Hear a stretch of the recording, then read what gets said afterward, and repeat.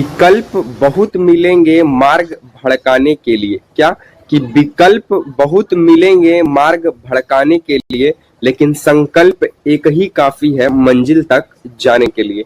Hello नमस्कार साथियों, आप सभी को टारगेट विद नित्यम के इस चैनल में दिल खोल करके स्वागत है।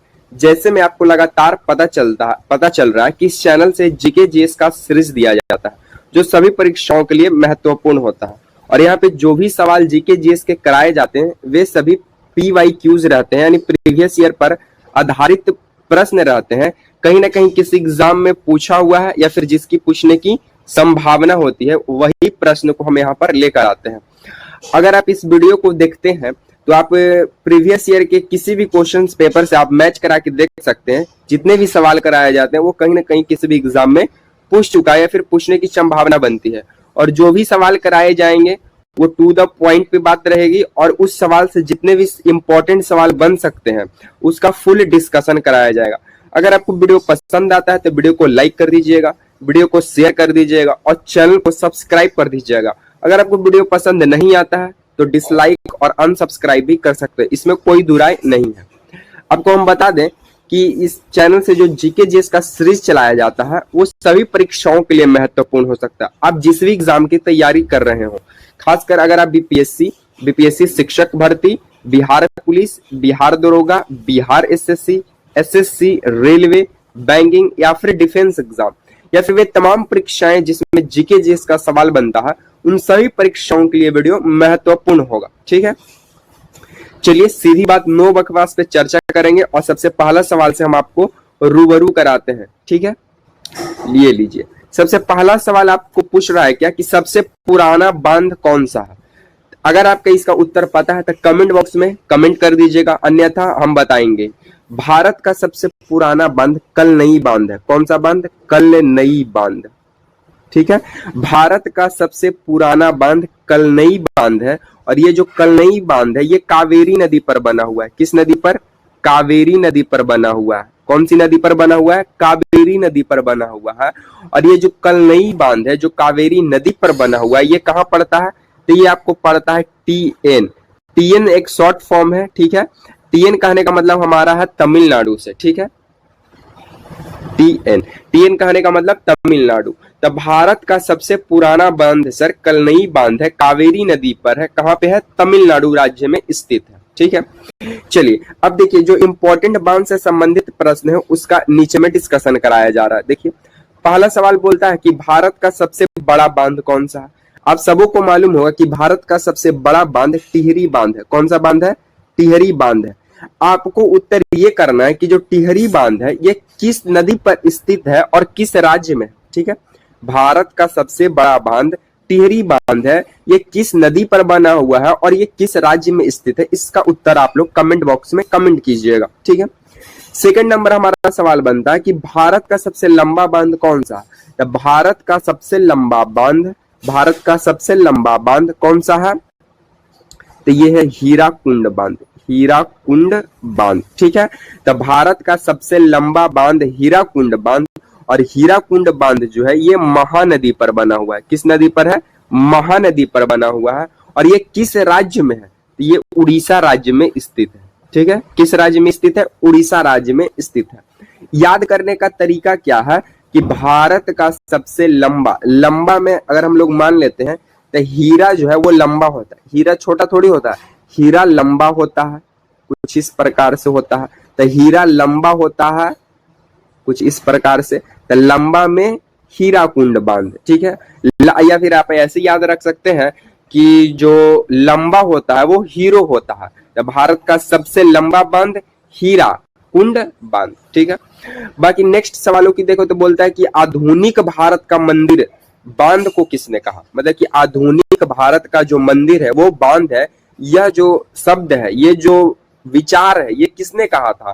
तो आधुनिक भारत का मंदिर बांध है, ये कहने वाले स्वतंत्र भारत के पहले प्रधानमंत्री हमारे पंडित जवाहरलाल नेहरू, जिन्हें शॉर्ट में PT नेहरू भी कहते हैं, यही कहते हैं। तो पंडित जवाहरलाल नेहरू के द्वारा बांधों को आधुनिक भारत का मंदिर बताया गया। तो आप इससे आप समझ सकते हैं कि बांध हमारे जीवन में और इस पर्यावरण के लिए कितना महत्वपूर्ण है। ठीक है, तो इस तमाम जानकारी को आपको याद रखना पड़ेगा। और यहाँ से एसएससी रेलवे और एसएससी बिहार एसएससी जैसे बीपीएससी जैसे एग्जाम कई बार सवाल उठाया है।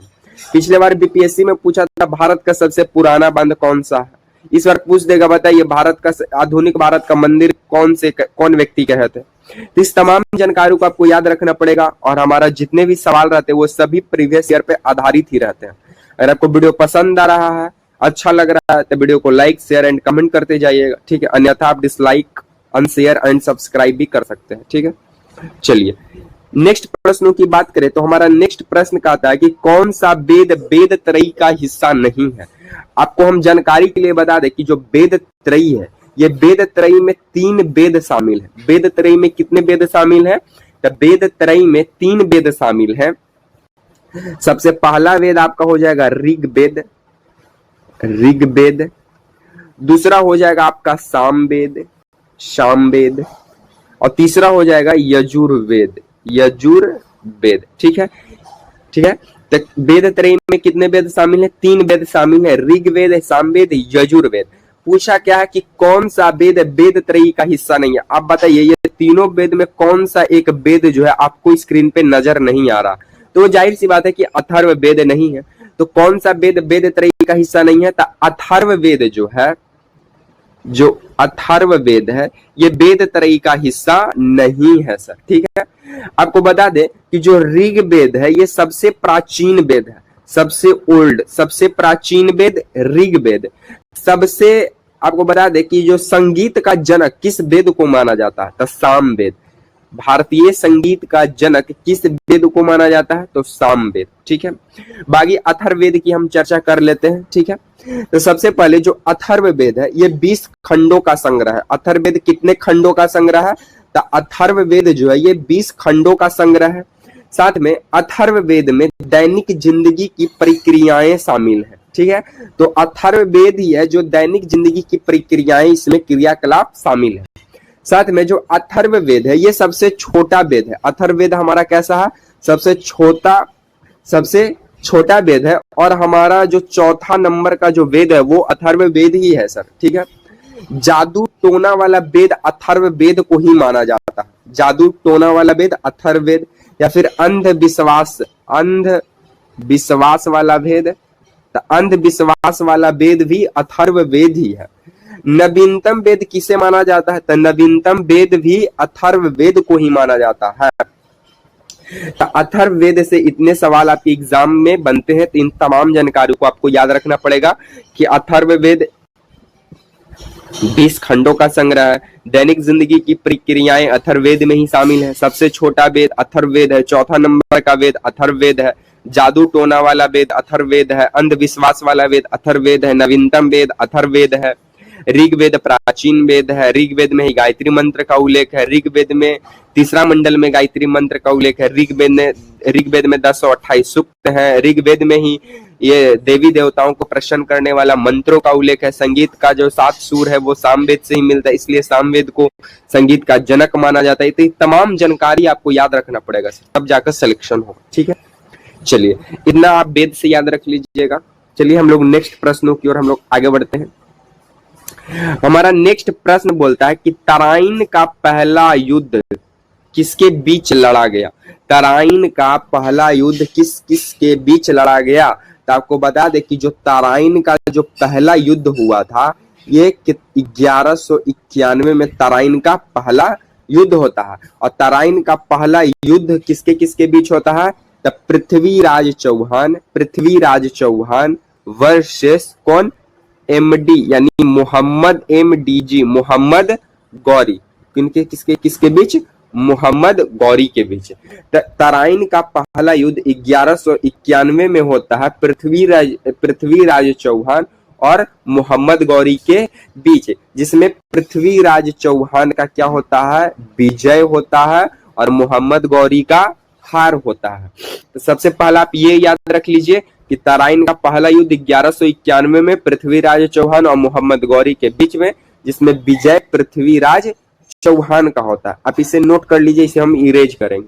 अब देखिए तराइन का दूसरा युद्ध होता है कब, 1192 ईस्वी में।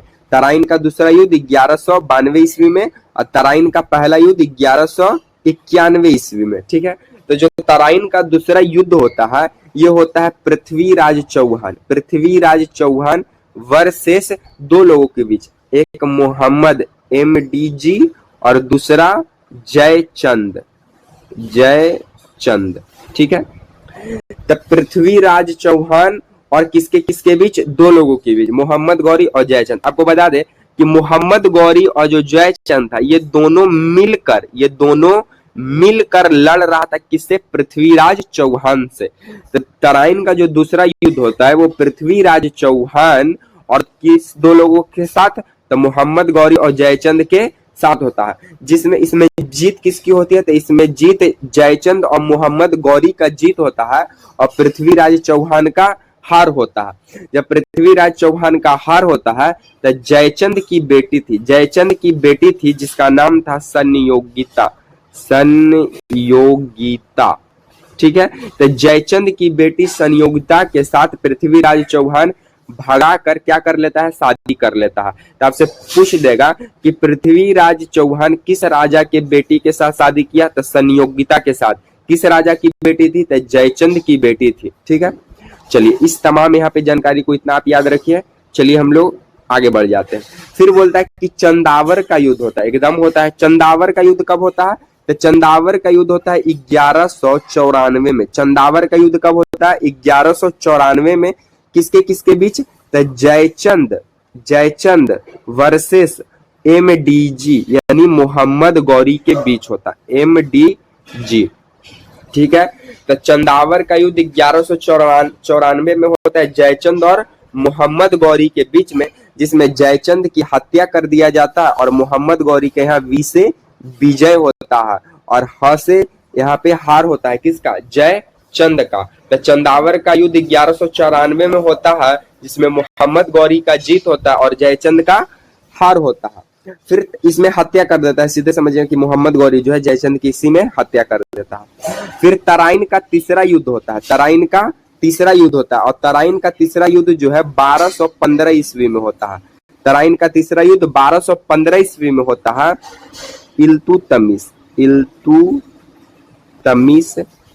इल्तुतमिश और किसके बीच, तो इल्तुतमिश और यारदौज, यहाँ पे लिख देते हैं यारदौज के बीच में होता है। तराइन का तीसरा युद्ध 1215 में इल्तुतमिश और यारदौज के बीच होता है, जिसमें यारदौज की हार होती है और इल्तुतमिश का वी से विजय होता है। तो यहाँ से आप तमाम तराइन और चंदावर से संबंधित जानकारी को याद रख सकते हैं और एक कहानी की तरह हम बताएं, ये आप याद कर लीजिएगा, यहाँ से एग्जामिनर सवाल को उठाता है। ठीक है, चलिए हम लोग नेक्स्ट प्रश्नों की ओर आगे बढ़ते हैं। देखिए सर, हमारा नेक्स्ट प्रश्न जो कहता है वो बोलता है कंदरिया का महादेव मंदिर किस शैली में निर्मित है। ठीक है, तो आपको बता दे कि जो कंदरिया का महादेव मंदिर है ये है कहाँ पे, तो ये है आपका मध्य प्रदेश में पड़ता है। ये कहाँ पड़ता है, एक सेकेंड, ये MP में पड़ता है। कंदरिया का महादेव मंदिर कहाँ पड़ता है, मध्य प्रदेश में पड़ता है। और ये किस शैली में बना हुआ है, तो ये नागर शैली में बना हुआ है। किस शैली में, एक सेकेंड, हमारा पेन काम नहीं कर रहा है।